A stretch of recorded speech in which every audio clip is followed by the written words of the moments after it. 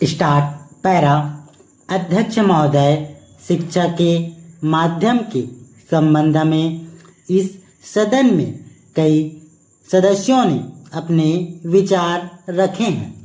सबसे पहले मैं अध्यक्ष महोदय तथा सदन का ध्यान इस बात की ओर दिलाना चाहता हूँ कि शिक्षा कई माध्यमों के द्वारा दी जा सकती है।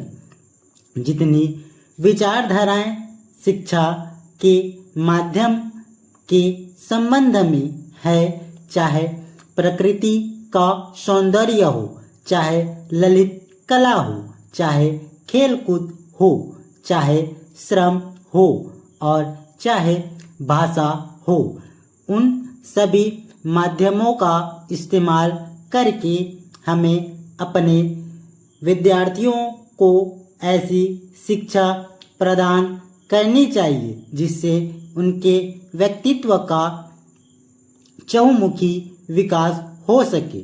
इन सब माध्यमों में भाषा का भी अपना एक महत्व है, लेकिन अफसोस है कि आजकल हम केवल भाषा को ही शिक्षा का माध्यम बनाकर चले, जितना नतीजा यह हुआ कि केवल किताबी शिक्षा ही हम अपने बच्चों को दे पाए हैं और केवल किताबी शिक्षा से ना उनके व्यक्तित्व का ही संपूर्ण विकास हो पाता है और ना हम अपनी शिक्षा को ही अच्छे स्तर पर ले जा सकते हैं।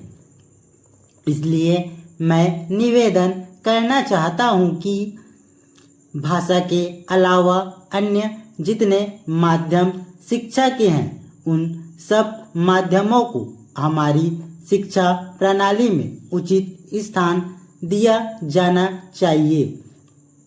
पैरा। जहाँ तक भाषा का प्रश्न है, दुनिया के सारे शिक्षा शास्त्री और हमारे कमीशन में भी जो शिक्षा शास्त्री थे, उनकी भी यही राय थी कि शिक्षा का माध्यम अगर कोई भाषा हो सकती है तो वह मातृभाषा हो सकती है। मातृभाषा के अतिरिक्त अगर अन्य किसी भाषा में शिक्षा दी जाती है तो वह शिक्षा अच्छी नहीं कही जा सकती। इसमें बच्चों की शक्ति की बहुत हानि होती है।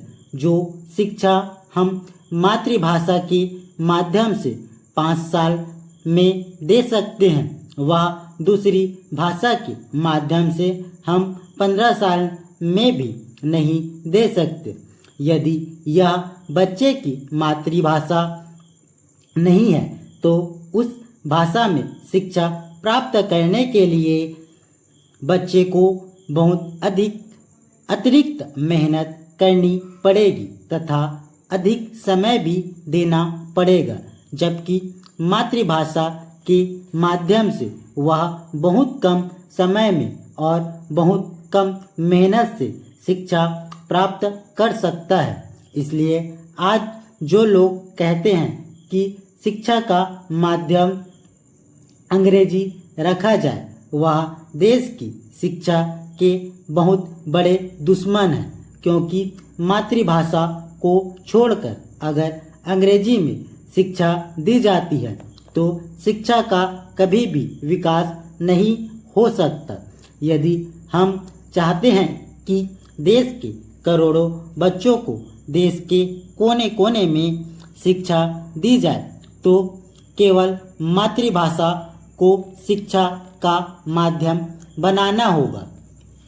पैरा। हमारे कुछ दक्षिण के भाई हिंदी से नाराज हैं, लेकिन अंग्रेजी से उनका मोह हमारी समझ में नहीं आता। अंग्रेजी से मोह केवल कुछ लोगों की है और सारे दक्षिण भारत के लोगों को अंग्रेजी से मोह नहीं है।